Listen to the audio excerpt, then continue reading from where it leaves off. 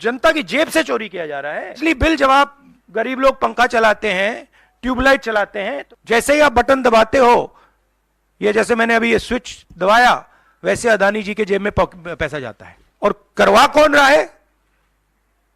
अदानी जी की रक्षा कौन कर रहा है? हिंदुस्तान का प्रधानमंत्री।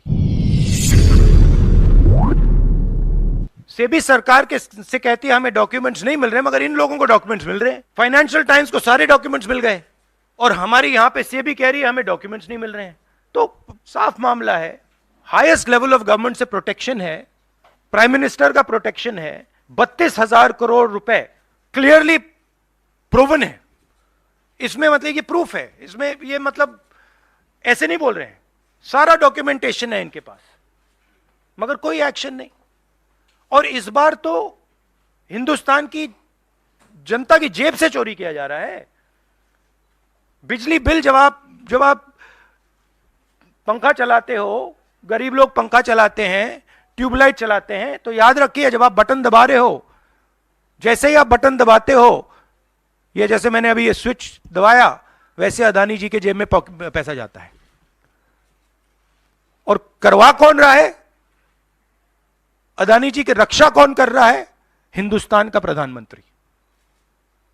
तो याद रखिए, हिंदुस्तान का युवा अब याद रखिए, जैसे ही आप स्विच दबाते हो, चाहे वो बल्ब हो, पंखा हो, बिजली का पंप हो, याद रखिए अदानी जी के जेब में सीधा पैसा जा रहा है और अदानी जी की रक्षा नरेंद्र मोदी कर रहे हैं। 32,000 करोड़ रुपए तो हमने दिखा दिया है, पता नहीं और कितना है। अब आप सोचिए कि जो धर्म के स्वयंभू ठेकेदार हैं, वो सबसे ज्यादा धर्म के अनुयायियों को ठगते हैं। क्या है ये गंगा जल? हिंदू धर्म में गर्भधारण से लेकर मृत्यु तक 16 कर्मकांड होते हैं और उन सब में गंगा जल अनिवार्य है। घर की शुद्धि के लिए, आचमन के लिए, चरणामृत में जब तक गंगा जल नहीं पकता, वो आप देवी देवताओं को चढ़ा ही नहीं सकते हैं।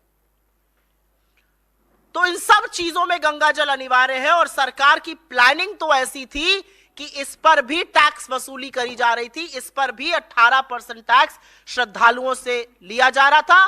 कांग्रेस ने जब इस मामले को उठाया, इनके सच का पर्दाफाश किया, इनका भांडाफोड़ किया, तब जाकर कहीं पर इन्होंने वो टैक्स हटाया।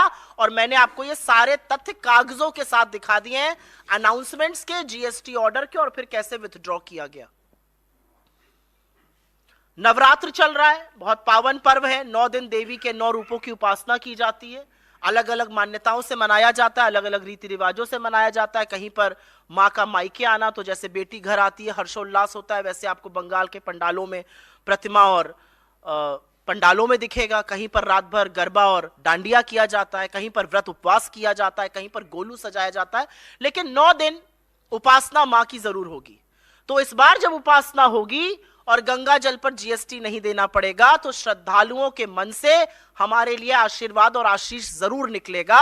और उसी आशीष का परिणाम है कि हम इनके हर झूठ का भांडाफोड़ करते रहेंगे, क्योंकि यह सच की लड़ाई है और सच में ये हमेशा हमेशा झूठ बोलने का काम करते हैं।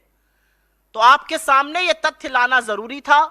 थोड़े दुख के साथ ये बात ये भी कहती हूं कि ये इन्वेस्टिगेशन, ये फैक्ट चेक तो आप कुछ साथियों को करना चाहिए था, हम लोगों को करना पड़ रहा है।